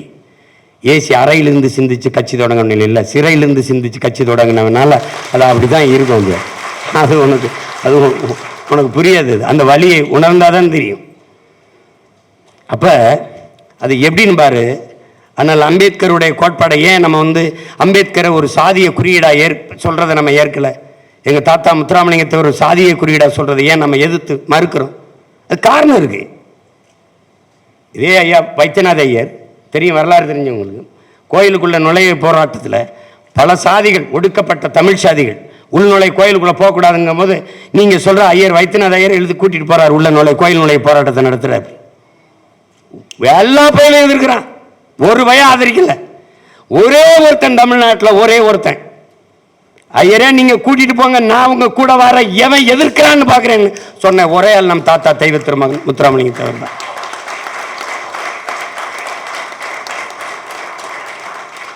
எவ்வளவு இதா இருந்தா சொல்லி பாருங்க. சாதிய எண்ணம் கொண்டவன் அரசியலுக்கு வந்தால் நாடு நாசமாகி விடுங்கிற. சாதிய சிந்தனை கொண்டவன் இறைவனை வழிபடவே அருகதையற்றவன். உன்கிரகை உயர்ந்தது, உழைக்கிறகை தாழ்ந்தது என்கிற எண்ணம் எவருக்கும் வரக்கூடாது. இறைவனுக்கு முன்பு இரு கரமும் இணைத்துத்தான் வணங்குகிறோம். அப்படி எல்லாரும் சமம் என்கிற எண்ணம் எல்லாருக்கும் வரணுங்கிறார். இவர் தான் இன்னைக்கு சாதியை குறியீடு அணிக்கிறார். சாதி ஒழித்தல் ஒன்று அப்படின்னு பண்ணல. கடவுள் வரி, சமய வரி, கண்ணல் நிகர் தமிழுக்கு நோய் நோய் நோயே இடை வந்த சாதி எனும் இடர் ஒளிந்தால் ஆள்வதனம் தாய் தாய் தாயங்கிறான். தமிழ் தாய் ஆளுமுடங்கிறான். அவன் தான் இன்னைக்கு முதலியார் சங்கத்தில் குறியீடா இருக்கான். பாரதிதாசன் என்ன சொல்ற? இது கால இதில் கொடுமைப்பா. தமிழனின் மானம் கப்பலர் இருக்கக்கூடாது. கப்பல் ஓட்டிய தமிழன், மண்ணின் விடுதலைக்கு மாடு கூட இழுக்க திணறுகிற செக்க இழுத்த வீர மரவண்ணன் பாட்டன் வாவு சிதம்பரனார் செத்தான். ஜெயிலிருந்து வெளியில வந்தான். ஒற்றை மகனா. வரவேற்க ஒருத்தனமில்ல உயிர் நண்பன் சுப்பிரமணிய சிவாவை தவிர. ஆனா இன்னைக்கு ஜெயிலிருந்து வரும்போது எத்தனை ஆயிரம் பட்டாசுகள், எவ்வளவு மாலைகள், எவ்வளவு வெடிப்புகள். இங்க செக்கிழுத்தவன் தியாகி இல்லை, தூக்குல தொங்கினவன் தியாகி இல்லை. எனக்கெல்லாம் அவங்கெல்லாம் இப்போ என் பாட்டையெல்லாம் கண்ணில் பட்டா நானே அடிச்சு கொண்டு போடுவேன். உன்னை யாரு உன்னை இதில் இருந்த இந்த நிலைமைக்கு எங்களை தள்ளிவிடவா நீ போராடி சுதந்திரம் பெற்று கொடுத்தா? நீ தூக்கல தூங்கின எதுக்குது இவ்வளவு? இந்த ஜனநாயகம், இந்த விடுதலைக்கா நாங்கள் இவ்வளவு பாடுபட்டீங்க. நீங்க எப்படி இருக்கு பாருங்க. பாரதி இவ்வளவு பாடினான். பாரதி எல்லாத்தையும் நேச்சு பாடினான். பாரதி சிட்டுக்குருவிக்கு அரிசி எடுத்து போட்டுவிட்டான். சமைக்க செல்லமா வச்சிருந்ததை காக்கைக்கும் சிட்டுக்குருவிக்கும் போட்டான். பைத்துக்கிறப்ப உலகத்தில் நீங்க பிற உலகத்தில் பாரதி வீட்டுக்கு போயிருக்கடா. உலகத்தில் பாரதி எல்லா வீட்லையும் போட. நம்ம தாத்தா வீட்டில் தாத்தா உட்காந்துருப்பார், பாட்டி இப்படி நிற்கும்டா இந்த கட்டையை பிடிச்சிக்கிட்டு. பாரதி வீட்டுக்கு போடா, செல்லம்மா உட்காந்துருக்கும்டா, பாரதி நிற்பான்டா. அதான்டா பாரதி. போய் பாடுறா எட்டாயிரத்தில் இன்னும் செல்லம்மா உட்காந்துருக்கோம். அண்ணன் செல்லம்மா உட்காந்துருக்கும்னே இவன் நிற்பான். எல்லா பயலும் இருக்கு. எல்லா பயலும் தேவாலயத்துக்கு போனாலும், பள்ளிவாசலுக்கு போனாலும், கோயிலுக்கு போனாலும், கடவுளே எனக்கு கைகாலுக்கு நல்ல சுகத்தை கொடு, நல்ல புத்தியை கொடு, நல்ல புத்தியை கொடு, நல்ல புத்தியை கொடு. எல்லாம் ஒருத்தன் போறேன். சொல்லடி சிவசக்தி, என்னை சுடர்மிகும் அறிவுடன் ஏன் படைத்தாய்? எனக்கு எனக்கு இவர் அறிவை கொடுத்த? புறா பையில முட்டா பையில படிச்சு என்னை மட்டும் அறிவாளியா படைச்சு விட்டா? எனக்கு பெரிய பிரச்சனையா இருக்குன்றான். உலகத்திலே ஒரே ஒருத்தன் தான்டா எனக்கு எதற்காக இவ்வளவு அறிவை கொடுத்தான்னு கேட்ட உலகத்திலே ஒருத்தன் தான். நீங்க பார்த்தீங்கன்னா அவனையே இவன் யாரா அப்படின்னு தோணும். அவன் தான் அது நம்ம ஊர்ல இருந்து அவன் மண்டக்கரும் பிடிச்சவங்க, நம்ம ஊர்ல சொல்லுவான் அவன் ஒரு மண்டக்கரும் பிடிச்சவன். ஐயோ அவன் அவன் அந்த அந்த பாரதியவே பட்டினி போட்டுருச்சான் அந்த ஊரு. தனி ஒரு உணவு, தனி ஒரு மனிதனுக்கு உணவில்லை என்றில் ஜெகத்தினை அழித்துடுவோம்ட்டான். அவனே பட்டினி போட்டான் இந்த நாடு, இந்த பாரதம். கடைசியா என்ன தெரியுமா, அவன் செத்து போயிட்டான். கவி பேர் நம்ம ஆள் எழுதுறார் ஐயா வைரமுத்து. பாரதி உன் உடலில் மொய்த்த ஈக்களின் எண்ணிக்கை கூட ஆட்கள் இல்லையாமே, இறுதி சடங்குல 8 பேர் இருக்காண்டா. பாரதி எங்க அடக்கம் பண்ணியிருக்கான் இவன் தெரியாது, ஒருத்தனுக்கும் தெரியாது. ஆனால் இந்த தேச விடுதலைக்கு பல ஆண்டு காலங்கள் ஜெயிலில் இருந்து, டேய் 16 ஆண்டு ஜெயிலில் இருந்த நேருவே கடற்கரையில் புதைக்கப்படலையாடா. டேய் நேருகள்லாடா 16 ஆண்டு செல்வந்தன் மகன்டா. ரோஜா பூ மாதிரி நிறம் சொல்ல, உண்மையிலே ரோஜா பூ மாதிரி நிறம். 16 ஆண்டுகள் சிறையில் இருந்த நேரு, அவன் கூட கடற்கரையில் புதைக்கப்படலையே. என்ன இரு கடற்கரை புறம் கல்லறை ஆயிரும், நீ போய் பூ வச்சு கும்பிட்டு தெரிய. அதில் அதனால் அம்பேத்கர் சொல்ற அந்த வழியை பாரு. இவ்வாறு என்னரும் மக்களே, நீங்கள் இந்த பூமியில் பிறந்து இப்படி சாதியை இழிவு தீண்டாமை கொடுமையை சுமந்து வாழ்றதை பார்க்கும்போது என் இதயம் நொறுங்கி ரத்தம் ஒழுகிறது, ரத்தம் வடிகிறது. இதற்கு நீங்கள் தாயின் கருவறையிலேயே கலைந்து போயிருக்க கூடாதாங்கிறான். அது ஒடுக்கப்பட்ட தாழ்த்தப்பட்ட மக்களின் அவர்களின் துயருக்காக பாடப்பட்டதா நினைக்காத. அப்படியே தமிழ் சமூகம் இன்னைக்கு படுற பாட பார்க்கும்போது, தமிழனா பிறந்து நாட்டை இழந்து வீட்டை இழந்து உறவுகளை இழந்து ஏதிலிகளா ஓடி ஓடி சொல்றாரு நம்ம ஐயா வைரமுத்தவர்கள் சொல்றாங்க பாருங்க. கவிப்பேரரசு என்ன சொல்றாரு, உலகத்தில் ஒருத்தன் சொந்தத்தை பிரிவதல்ல, சொத்தை பிரிவதல்ல, இதெல்லாம் பிரிவது சோகம் இல்லடா, தான் பிறந்த தாய் மண்ணை பிரிவதாண்டா சோகம்னு. அப்படிப்பட்ட பிறந்த மண்ணை பிரிந்து போகிற துயரத்தில் இந்த வாழுகிற தமிழ் சமூக மக்களை பார்க்கும்போது அப்படியே அண்ணல் அம்பேத்கர் சொன்னது உனக்கும் பொருந்தும். உலகெங்கும் எங்கெங்கும் மானுட சமூகம் தாழ்த்தி வீழ்த்தப்பட்டு அடிமைப்படுத்தி நிறத்தால் இனத்தால் சாதியால் எந்த வழியிலும் வீழ்த்தப்பட்டு கிடக்கிற மக்களினுடைய அந்த உணர்வோடு அண்ணல் அம்பேத்கரின் கூற்ற பொருத்தினா அப்படியே பொருந்தும். அது இந்த குறிப்பிட்ட சமூகத்துக்கு நீ பொருத்த முடியாது, அப்படி பார்க்க முடியாது. அதுதான் நீ அவரை நீ ஒரு சாதிய தலைவராக கொண்டு நிறுத்திவிட்டா, அப்படியே வச்சா இது என்னமோ ஒன்று. நீ ஒன்று நல்லா தெரிஞ்சுக்க, அண்ணல் அம்பேத்கர் வருவதற்கு முன்பே தாழ்த்தப்பட்ட மக்களுக்கு இடஒதுக்கீடு வெள்ளக்காரன் கொடுத்துட்டான், எஸ்சி கொடுத்துட்டான். அவர் யாருக்கு என்ன பெற்றுக் கொடுத்தார், ஒடுக்கப்பட்ட பிற்படுத்தப்பட்ட மக்களுக்கு இடஒதுக்கீடு பெற்றுக் கொடுத்தவன் அண்ணல் அம்பேத்கர். அது தெரியாம நம்ம தாழ்த்தப்பட்ட தலைவர் தாழ்த்தப்பட்டவர். அவர் ஏன் நீல வண்ணத்தில் இருக்காரு? வானம் எவ்வளவு தூரம் பறந்து விரிந்து அது எங்கெங்கு பரவி இருக்கோ அங்கெல்லாம் அண்ணல் அம்பேத்கர் புகழ் இருக்கும். அதுக்கு தான் அவர் நீல வண்ணத்தில் உலகம் பூரா பரவி இருக்காரு. அதான் நீ புரிஞ்சுக்கணும், சும்மா போட்டு குழப்பிக்கிற கூடாது. நம்ம நம்ம நம்ம நம்ம பாட்டனார் கவிமணி தேசிய விநாயகம், ஓடும் உதிரத்தில் வடிந்தொழுகும் கண்ணீரில் தேடி பார்த்தாலும் சாதி தெரிவதுண்டோ அப்பா. எப்படி கேட்கிறாரு பாருங்க, ஓடும் உதிரத்தில் வடிந்தொழுகும் கண்ணீரில் தேடி பார்த்தாலும் சாதி தெரிவதுண்டோ அப்பா. எவர் உடம்பிலும் சிவப்பே ரத்த நிறம் அப்பா, எவர் விழி நீருக்கும் உவர்ப்பே இயற்கை குணம் அப்பா. எவர் உடம்பிலும் சிவப்பே ரத்த நிறம் அப்பா, எவர் விழி நீருக்கும் உவர்ப்பே இயற்கை குணம் அப்பா. நெற்றியில் நீரும் மார்பில் நீண்ட பூணூலும் பெற்றை உலகில் எவரும் பிறப்பதுண்டோ அப்பா. பிறப்பினால் உலகில் எவருக்கும் பெருமை வராதப்பா. சிறப்பு வேண்டுமெனில் நல்ல செய்கை வேண்டும் அப்பா, நல்ல செய்கை வேண்டும். நன்மை செய்வோரே உலகம் நாடும் மேற்குலத்தோர். நன்மை செய்பவர்தான் உலகம் விரும்புகிற உலகம் போற்றுகிற மேற்குலத்தோர். தீமை செய்பவரே அண்டி தீண்ட ஒண்ணாதார். அவன் தாண்டா அன்டச்சபிலிட்டி, அவன் தாண்டா தீண்டத்தக்காதவன் கிடையாது, தீமை செய்கிறவன்.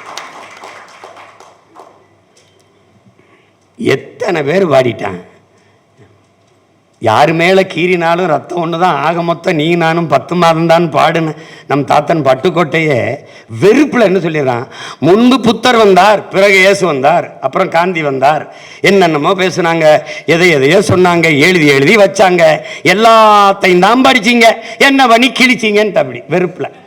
எல்லாத்தையும் தான்டா படிச்சிங்க, என்ன பண்ணி கிழிச்சிங்க.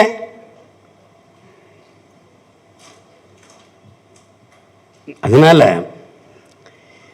நந்தன் இவ்வளவு நேரம் ஒரு படத்தை பற்றி பேசுவதற்கு பொருள் தருது பார்த்தியா.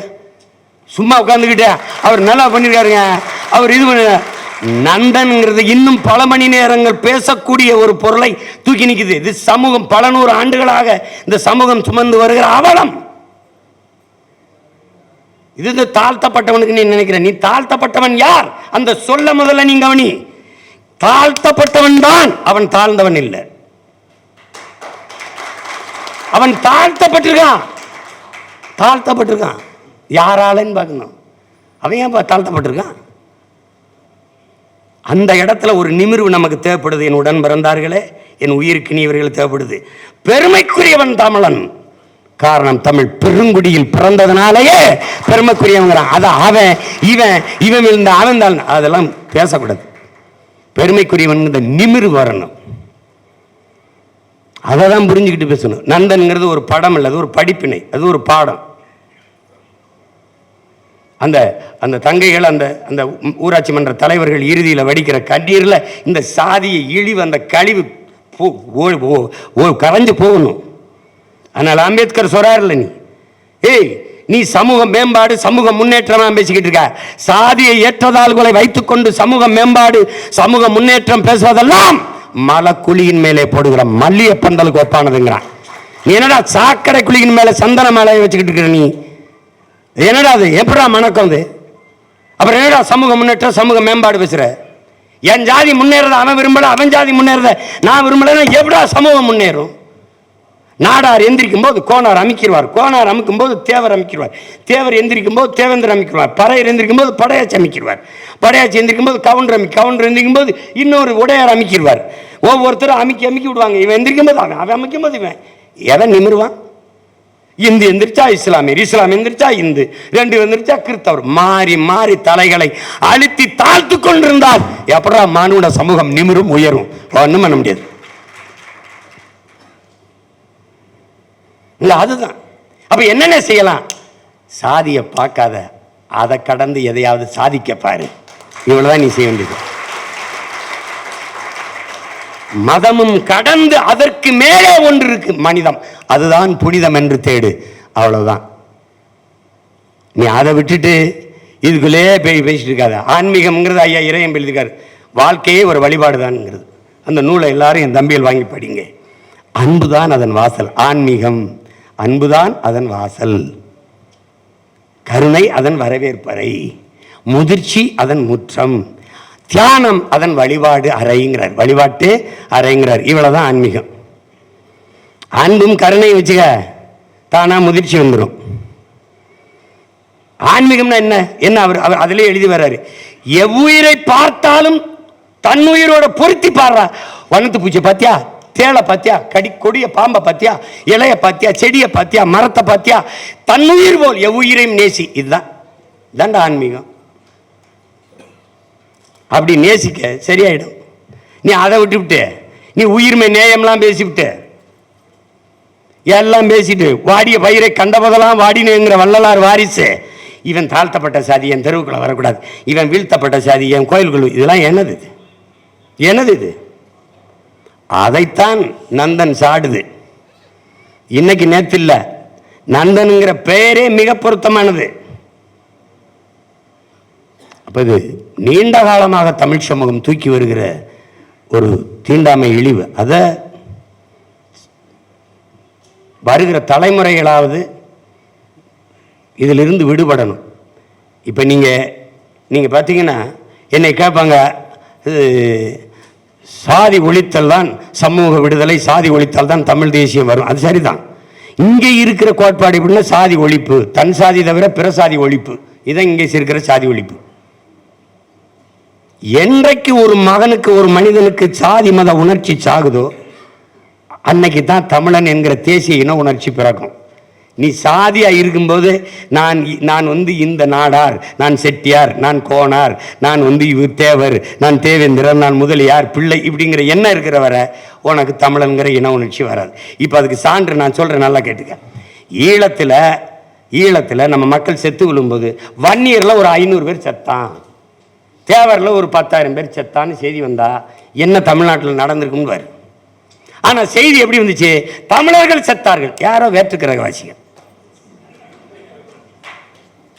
பாலச்சந்திரன் 11 வயது சிறுவன் 5 குண்டுகளை வாங்கி என் அன்பு தம்பி செத்து கிடக்கும் போது அவன் படையாட்சி மகனாவோ, கவுண்டர் மகனாவோ, தேவர் மகனாவோ, நாடார் மகனாவோ, கோனார் மகனாவோ அல்ல இந்த மண்ணில் இருக்கிற ஏதாவது ஒரு சாதியை சார்ந்த மகனாக இருந்திருந்தால் என் சாதிக்காரனை எப்படா சிங்கள சுடுவான் அப்படின்னு போராட வந்திருப்பான். ஆனால் அவன் தமிழ் பிள்ளையாக செத்ததால் தனியாக கிடந்தான். இதுதான் இங்கே இருக்கிறது. இந்த சிக்கலை நீ இதை புரிஞ்சுக்கிட்டீங்கன்னா இங்கே வராது. ஐயா காப்பா அரவாணன் தமிழன் ஏன் அடிமையான நூலை பல முறை நான் பரிந்துரைச்சிட்ட படிச்சுக்கிட்டேன். பெரிய காரணம் இல்லடா, ஒன்று தமிழனுக்கு போர்க்குணம் இன்மை. அதுக்கு அவரே சொல்றார், முதலில் பண்பட்ட இனம் போர்க்குணம் அற்று போயிடும். 13 தலைமுறைக்கு ஒரு தடவை மரபணு மாறிடுது. இது பல மூத்த இனம்னால மரபணு மாறிடுச்சு, போர்க்குணம் அற்று போயிடுச்சு. போர்க்குணம் அற்றுச்சுன்னா என்னன்னா, இப்போ அங்கே பிரச்சனை எதுக்குப்பா, நமக்கு எதுக்குப்பா வம்பு, எதுக்குப்பா பிரச்சனை? இந்த ரொம்ப படித்தவன் நாகரிகமானவங்கிறது நீ பார்த்துக்க. அண்ணா நகர், அசோக் நகர், இந்த மாதிரி கேட்க நகர் உயர்ந்த குடிகள் இருக்கும்ல, அடுக்ககங்கள் இருக்கும்ல, வீடு புறா கூடு மாதிரி ஜோடி ஜோடியாக இருக்கும். ஒரே கதவை, இந்த வீடு கதவு இருக்கும், இந்த வீட்டு கதவு இருக்கும், அந்த வீட்டு கதவு இருக்கும், இந்த வீட்டு கதவு இருக்கும். இத்தனை அடுக்ககத்தில் போய் 65 வயசு ஆத்தாவை போய் கல் தடுத்து நகை திண்டு போயிருக்காங்கன்னா அப்போ சுற்றி இருந்தவனா என்னடா பண்ணான்னு கேட்டீங்கன்னா பதில் இல்லை. வீடுகள் இணைந்திருக்கு, இல்லங்கள் இணைந்திருக்கு, இதயங்கள் இணைந்து ஒன்றா இருக்கானா இல்லைங்க. இந்த பிரச்சனை தான். இது நல்லா கவனிச்சுக்க. இப்ப நீ போய் தண்ணியை போட்டு சலம்பல் பண்ணு, நீ போய் அந்த இடத்துல அடுக்ககத்தில் பெரிய இந்த படித்தவர்கள் பெரிய வேலை செய்கிற உயர்ந்த குடிமக்கள் இருக்கிற இடத்துல போய் அப்படின்னு சத்தம் போடு. டப்பு டப்புன்னு கதவு ஜன்னலை பூட்டிக்கிட்டு லைட் விளக்கு அணைச்சிட்டு படுப்பானே ஒழிய 10 பேர் இறங்கிண்டே யாரா என்னடா இங்கே ஒருத்தன் கேட்டா எனக்கு அங்கிருந்து அழைச்சி பேசு, கேட்க மாட்டான். ஆனா நீ அப்படியே வா, எங்க கிராமத்துக்கு வா, அங்க ஒரு வீடு, அங்க ஒரு வீடு, அங்க ஒரு வீடா இருப்பான். ஒரு சத்தங்க நாய் குலைச்சா டப்புன்னு விளக்கெடுத்துட்டு, முனியாண்டி என்ன நாய் குலைக்குது, என்னது? ஒன்றும் மருமையை வெளியூர்ல இருந்து வந்திருக்காரு, அதானே சரி அண்ணே நீங்க வேணா வாங்க சோதிச்சு வேணா பாருங்க. தம்பி சொன்ன மாதிரி தான் இந்த இதுல எங்க ஊர்ல இருக்கு வா காட்டுற மாதிரி எங்க ஊருக்கு வா காட்டுறேன். ஒரு தனித்தனியா வீடுகள் இருக்கு, இதயங்கள் இணைந்திருக்கு. ஓடுனா ஓடி வந்துருவான். இங்க அப்படி இல்லை. எதுக்கு சொல்றேன்? பண்பட்டுட்டானா, படிச்சுட்டானா, நாகரிகம் அடைஞ்சிட்டானா, தெருவுக்கு வரமாட்டானா, அதான் பிரச்சனை. அடுத்தது என்ன சொல்றாரு? பண்பட்டது போர்க்குணம் மற்ற போயிடுச்சு. தன்னிடத்தில் இருப்பதை விட பிறரிடத்தில் இருப்பது உயர்ந்ததுங்கிற எண்ணம். வெள்ளக்காரன் உனக்கு ஒரு பழமொழி சொல்றான்டா, all the glitter is not கோல்டுங்கிறான், மின்னுவதெல்லாம் பொன்னல்லங்கிறான். உனக்கு ஒரு பழமொழி சொல்லிருக்காண்டா, இக்கரைக்கு அக்கறை பச்சைன்னு. நீயே பச்சையில தான் நிக்கிற, ஆனா ஓம் பச்சையை விட அந்த பச்சை பெரிய பச்சையை தெரியுது. இப்ப இதை மாற்றம்டா, எக்கரைக்கு இக்கரையே பச்சைங்கிறா, அதான் நம்ம கோட்பாடு. அப்ப நீ என்ன பண்ற? மின்னுவதெல்லாம் பொன்னல்லங்கிறான் அவன், நீ இக்கரைக்கு அக்கறை பச்சைங்கிறான் அவன். நீ டைம் இஸ் கோல்டுங்கிறான் அவன், நேரம் பொன் போன்றது இல்லை உயிர் போன்றதுங்கிறான். இது ரெண்டுக்கு இருக்க வித்தியாசம் தான். அப்ப இது எதை கவனிக்கணும் பாரு, எங்க கொண்டு நிறுத்தினும் பாரு. இந்த சாதியை இழிவு, இந்த தீண்டாமை, கொடுமை, இந்த பிளவு என்ன பண்ணும்னா தமிழ் சமூகத்தை கூறுறது போயிட்டு உனக்கிட்ட இருக்கிறத விட பிறர் இடத்துல உயர்ந்ததுன்னு நினைச்ச. அதனால என்ன பண்ற? உன் தாய்மொழியை விட அடுத்தவன் மொழி ஆங்கிலத்தை அறிவென்று நினைத்தாய். இது மாதிரி அடுத்தவ மொழி எப்படா உனக்கு அறிவாகும்? அதை நீ ஒரு தடவை சிந்திக்கல. வெளிநாட்டில் வேலை கொடுத்துருக்கிறது உன்னுடைய இங்கிலீஷுக்கு இல்லை, உன்னுடைய கணினி பொறியியல் அறிவியல் அறிவுக்குத்தான். இங்கிலீஷ் அவனோட நீ நல்லா பேசுற புரியா? போட்டு குழப்பிக்கிறது. அந்த இடத்துல விழுந்த. அடுத்தது கடைசிக்கு வர்றாரு, அளவு கடந்த திரை கவர்ச்சிங்கிறாரு. அளவு கடந்த திரை கவர்ச்சிங்கிறாரு. பெரிய தத்துவங்களை, ஆக சிறந்த சித்தாந்தங்களை சினிமா கவர்ச்சி வீழ்த்திடுது, பல நேரங்களில் வீழ்த்திடுது. நீயே பார்த்துட்ட. அதுக்கப்புறம் வர்றாரு கடைசிக்கு தன்னினப்பகை. கொடும் வியாதி யாரு? தன்னினப்பகை தான்டா பெரிய வில்லை. சொந்த ரத்தங்களுக்குள் யுத்தம். தன்னின பகைடா, தன்னின பகை. அதனாலதான்டா தமிழன் தலைவன் எல்லாரும் சில பகுதி கட்சி தொகுதி கட்சியா இருந்து விழுந்து போனான். தமிழன் அல்லாதவன் 234 போடுவான்டா, போட்டிடுவான். தமிழன் பூரா தனி சில 10 தொகுதி 20 30 இதில் போட்டு சுருங்கிடுவான். காரணம் தன்னின பகை. அது எப்படி தெரியுமில்ல, நான் செத்தாலும் சரி அவன் வாழ்ந்துடக்கூடாது. அப்படி இந்த கோட்பாடு தான். எனக்கு 2 கண்ணும் போனாலும் சரி அவனுக்கு ஒரு கண்ணாவது போயிடணும். இந்த எண்ணத்தில் தான் இந்த இனம் விழுந்துருச்சு. அப்போ அது எவ்வளவு கொடுமையான உணர்வு, இந்த சாதிய உணர்வுன்னு நீ பார்த்துக்க. அதனால இன்னைக்கு வரைக்கும் நடக்குது. அன்னைக்கு நான் நாகப்பட்டினத்தில் பாட்டு வெளியீட்டு விழாவில் சொன்னேன், உயர்ந்த சாதிக்காரன் உடலவன், தாழ்ந்த சாதிக்காரன் உடலவன். இன்னைக்கு நடக்குது. 2 நாளைக்கு முன்னாடி இதே கொடுமை நடந்துருச்சு. தெருவில் கூட்டிட்டு உடலை எடுத்துட்டு போக விடலை. அப்ப என்ன பண்றது? இந்த மனநிலையில் இருந்து மானுட சமூகம் மாறணும். சக மனிதனை நேசிக்காதவன் எப்படி இது எப்படி எப்படி இருக்குன்னு பாருங்க. அருகில் இருக்கல அண்ணன் தம்பியில் நீ உன்னால நம்ப முடியுதா? உன்னால நம்ப முடியுதா? இதே சென்னையில் எல்லாரும் குடியேறான். ஆந்திராவில் இருந்து வந்தவன் என் வீட்டுக்கு அருகில் இருக்கான், வீடு கட்டியிருக்கான், நான் அனுமதிச்சிட்டேன். கேரளாவிலிருந்து வந்தவன் என் வீட்டுக்கு அருகில் வீடு கட்டிட்டான், அனுமதிச்சிட்டேன். அங்கிருந்து வந்தவன் வேற மாநிலங்களில் வேற இருந்து வந்தாலும் அனுமதிச்சிட்டேன். ஆனால் என் இனம் சார்ந்த, என் நிலம் சார்ந்த, என் மண்ணின் மகன் ஆதி தமிழ் குடி பறையன் என் வீட்டு தெருவில் வீடு கட்டணும் அனுமதிக்கலை. சண்டை, எல்லாரும் சண்டை போட்டு வரட்டும். அவனு இங்கே நடந்தது, சென்னையில் நடந்தது, தலைநகரில். இந்த கொடுமையை நீ இதில் நடக்க மாட்டேன்னு கேட்குற. ஏய், ஈழத்தில் போர் நடந்துருச்சு.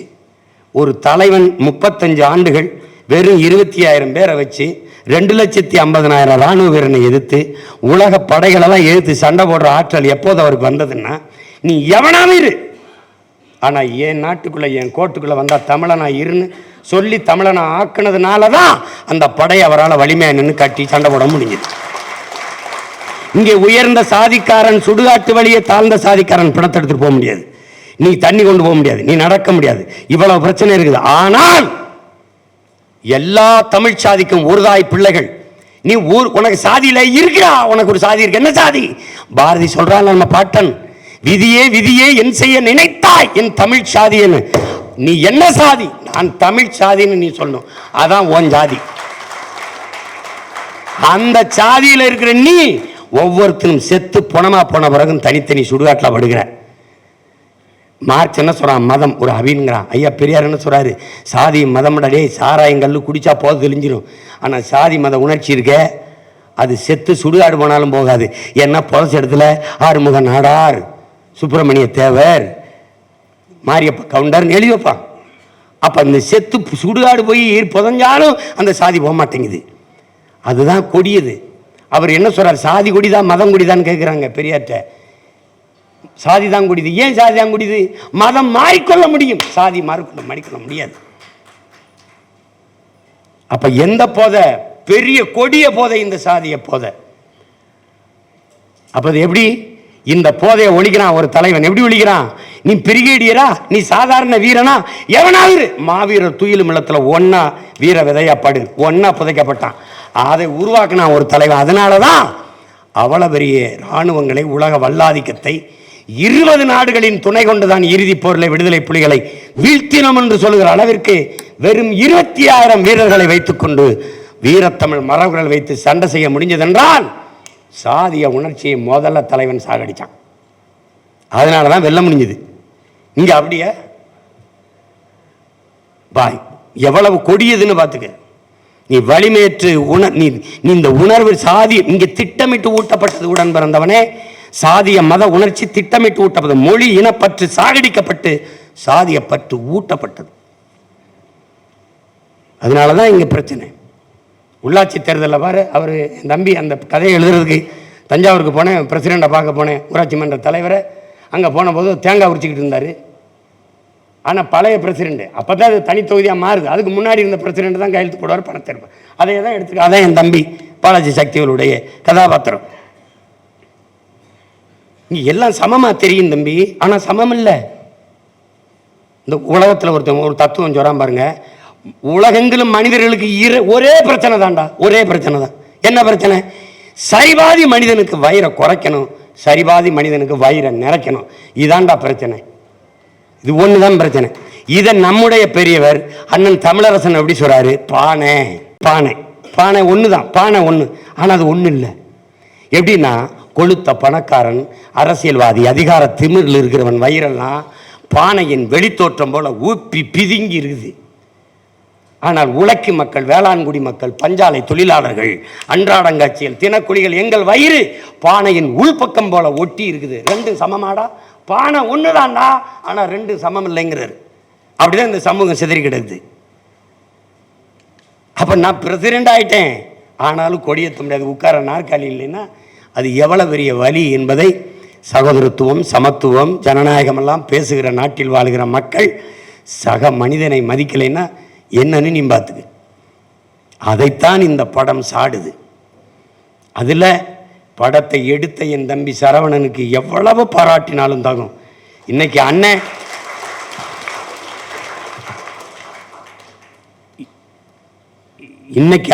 இவ்வளவு தான் செய்ய முடிகிற நிலைமையில் இருக்கேன். ஆனால் இப்படியே இருக்காது. நான் ஒரு நாள் மாறும். தமிழ்நாடு அரசு திரைப்படம் தயாரிக்கும், NFDC மாதிரி தமிழ்நாடு திரைப்பட வளர்ச்சி கழகம் வச்சு தமிழ்நாடு அரசு தயாரிக்கும். எனக்கு மன வலி இருக்குது. நான் அதிகாரத்தில் இருந்தேன்னா எங்கள் அப்பா பால்மேந்திராவையும் அப்பா மகேந்திரனை இப்படி சாவிட்டு இருக்க மாட்டேன். நான் விளையாட்டு வீரர்கள்லாம் தத்தெடுத்து நிறைய காசு கொடுக்குற மாதிரி ஒரு விருதை வென்று வந்து அள்ளி கொட்டு கொடுப்போம். பத்திரிகையாளருக்கு தனி வீடு கொடுக்குற மாதிரி படைப்பாளிகளுக்கு தனி வீடு, அவர்களுக்கு வாகனம், அவர்களுக்கு எரிபொருள் எல்லாம் கொடுத்துருவோம். வேலை சசிகுமார் தத்தெடுக்கப்பட்டார், செந்தில் தம்பி பாலாசி சக்தியில் எடுக்கப்பட்டார், இந்த ராஜமுருகன் சார் நல்ல படைப்பாளி. பாப்பா ஒரு குழு இருக்கும், கதையை தேர்வு பண்ண நல்லா இருக்கு கதை தயாரி.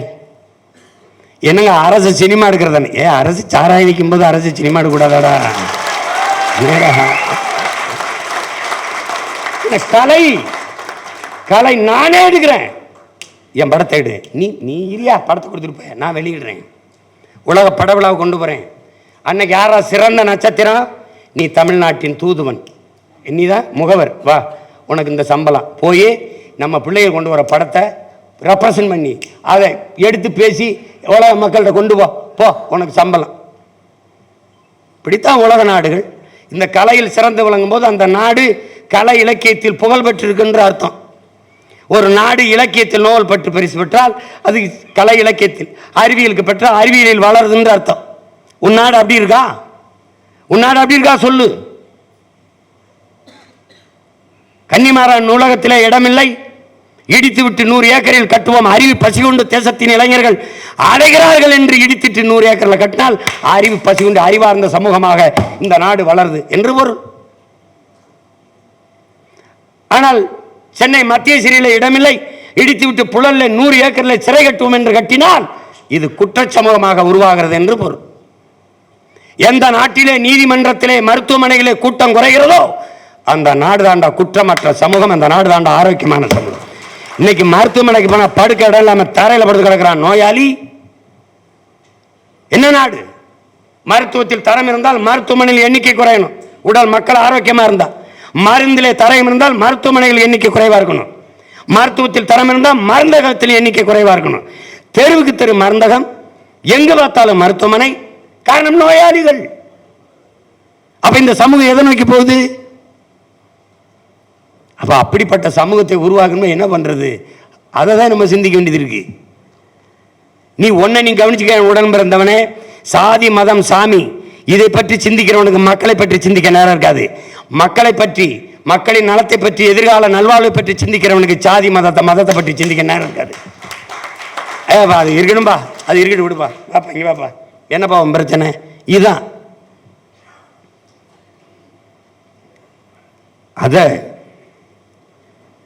அதை கவனத்தில் எடுத்துக்கிட்டு செய்யணும். இங்கே இருக்கிற படைப்பாளிகள் 3 படைப்பாளிகள் சேர்ந்து ஒரு சிறந்த படத்தை, என் தம்பி சமுத்திரக்கனி வரலை, வெளியூரில் படப்பிடிப்பு இருக்கிறார், சிறந்த கலைத்திறனை வெளிப்படுத்தினாங்க. அதில் என் தம்பி சசிக்கு இந்த படம், என் தம்பி ராஜமுருகன் சொன்ன மாதிரி மிக முக்கியமான படம். அவன் படத்தில் சமீபத்தில் நடித்த 3 படங்களை நான் பாராட்டினேன். 1 அயோத்தி, 2வது கருடன். இந்த கருடனில் என் தம்பி சரவணன்ட்ட ராத்திரியில் எடுத்து பேசினேன். அவன் நினைப்பேன் அண்ணன் தூங்கியிருப்பாருன்னு, நான் நினைப்பேன் தம்பிக்கு போடுமா தூங்கியிருப்பானான்ட்டு. நாங்கள் என்னைக்கு 2-3 மணிக்கு முன்னாடி தூங்கினோம் போட்டுன்னு என்னடா படம் எடுத்துட்டேன், அருமையாக எடுத்துட்டான். படத்தில் கடைசியாக ஒரு வசனம் இதே மாதிரி தான், வாழ்கிறதுக்கே அதிகாரம் தேவைப்படுதுங்கிற மாதிரி தான். அதில் ஒன்று வார்த்தை சொல்லுவான், அது வில்லனை அடிச்சுவிட்டு சொல்லுவான், அண்ணே நாயாக இருந்தேண்ணே, நான் நாயாக இருந்தேண்ணே, என்னையும் உன்னே மாதிரி மனுஷனாக்கிவிட்டேனே பாருங்க. அதை அந்த முழு படமும் அதுதான் அதை சொல்கிறது தான் படம். அது மாதிரி அதுக்கப்புறம் அந்த கருடன் படம் என் தம்பிக்கு, அதுக்கப்புறம் இந்த படம், அதுலெல்லாம் சசியாகவே இருப்பான், அதான் சசிகுமார் அண்ணன் அப்படின்னு. ஆனால் இதில் சசி கூழ் பனையாகவே இருந்தான்.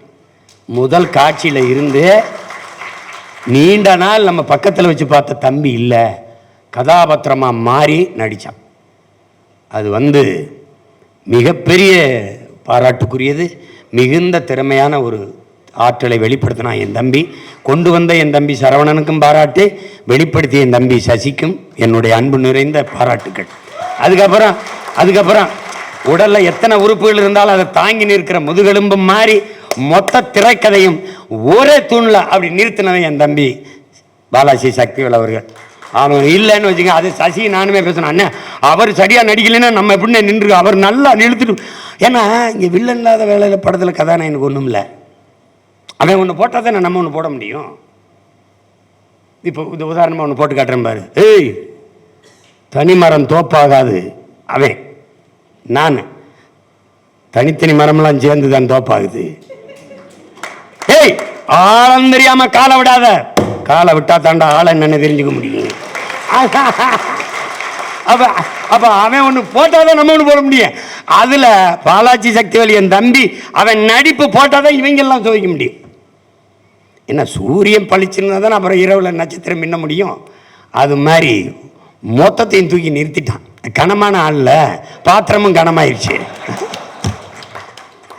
ஜிம்முக்கு போகும்போது கனமாக இருக்கிற ஒரு தம்பி, அண்ணே நீங்களும் வெயிட்டு போடுங்கண்ணே, ஏற்கனவே போட்டு தாண்டா இருக்கேன். அந்த மாதிரி அவன் கனமான கதாபாத்திரம், அவனுடைய உடல் மொழியிலையும் சின்ன சின்ன பாவங்கள்லேருந்து இதில் அழகாக அதை எடுத்துக்கொண்டு போய் சேர்த்துட்டான். எல்லாம் அந்த புதுமுக நடிகை சுருதி கந்தசாமியா அவங்களும் நல்லா நடிச்சிருந்தாங்க.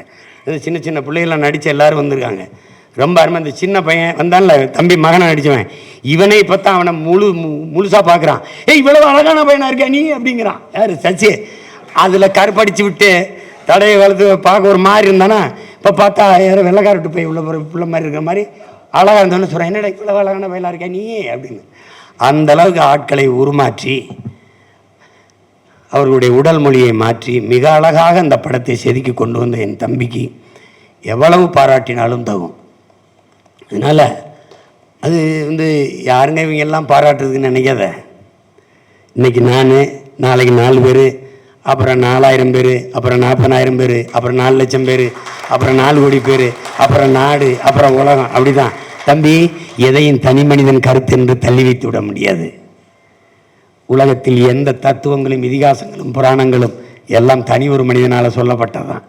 நந்தன் சிறந்த படைப்பு, நாங்கள் இன்னைக்கு சொல்கிறோம்.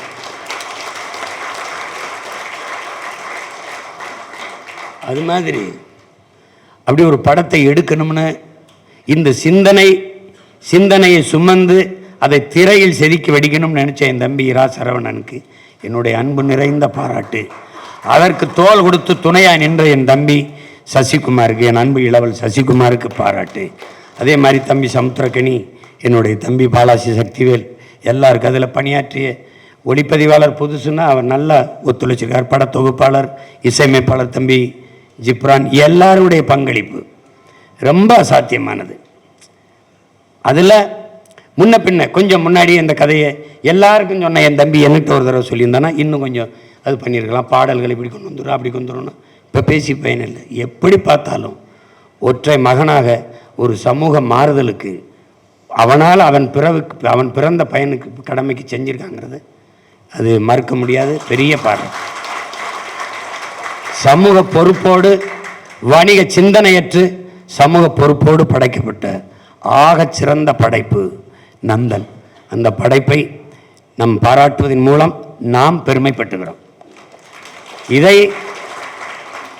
ஏதோ கடமைக்கு செய்கிறேன்னு நினைக்காத, என் கடமையாக செய்கிறேன். அது ரெண்டுக்கும் வேறுபாடு இருக்குது.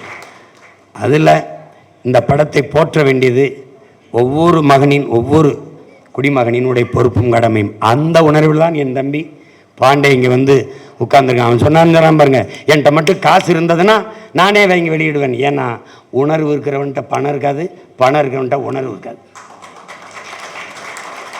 இது வந்து நான் இல்லை, ஐயா ஷோ இருக்கார்ல, அவர் ஒரு விழாவில் சொல்கிறாரு. இங்கே ஒரு முரண் இருக்குது. நல்ல தயாரிப்பாளருக்கு நல்ல இயக்குனர் கிடைக்க மாட்டான், நல்ல இயக்குனருக்கு நல்ல தயாரிப்பாளர் கிடைக்க மாட்டான். அதனாலே நல்ல படம் தமிழ்நாட்டில் வரதில்லை. இங்கே அவங்களுக்கு புரியுது நினைக்கிறேன். நான் வரும்போது சொல்லிட்டு இருந்தேன், அவனுக்கு வந்து வறுமை, பணம் இல்லை, அவசர அவசரமாக வேக வேகமாக சாப்பிட்டு ஓடுவோம்ல, அப்படி ஓடிட்டான். கொஞ்சம் நிதானமாக நின்று காசு இருந்து பணத்தை பற்றி கவலை இல்லை, நல்லா எடுப்போம்னு எடுத்திருந்தா இன்னும் 4-5 மடங்கு இந்த படத்தை தரத்தில் சிறந்த படமாக அவனால் கொண்டு வந்திருக்க முடியும். ஆனாலும் தான் கொண்டு வந்த கருத்தை சிதைய விடாமல் கொண்டு வந்து கொடுத்துட்டான். சுகமான பிரசவமாக பிரசவிச்சிட்டான். அதில் என் தம்பி ரா சரவணனை உளமாற உச்சி முகந்து நான் பாராட்டுகிறேன். என் அன்பு நிறைந்த வாழ்த்துக்கள், பாராட்டுக்கள் படக்குழுவினர் அனைவருக்கும். நந்தன் போல சிறந்த படைப்பை நீங்கள் கொண்டு வரணும். இன்றைக்கு பிறந்தநாள் காணுகிற என் அன்பு தம்பி என் ஆறுவீர் இளவல் சசிகுமாருக்கும், அவரை வைத்து இயக்கி கொண்டிருக்கிற என் தம்பி ராஜமுருகன் சிறந்த படைப்பாளி, சிறந்த படைப்பாளி, ஆக சிறந்த ஒரு சிந்தனையாளன். அவன் அவன் அவன் யாருன்னு நீங்கள் இன்னொரு தடவை பார்க்கணுன்னா நீங்கள் ஜோக்கர் பாருங்கள், குக்கு பாருங்கள், ரொம்ப அழகாக இருக்கும், ரொம்ப அழகாக இருக்கும். அது ஜோக்கர்லாம் வந்து அப்படி ஒரு கதையை எவனாலும் கற்பனை முடியாது. எப்படியும் கற்பனை, இதை எடுக்கணும்னு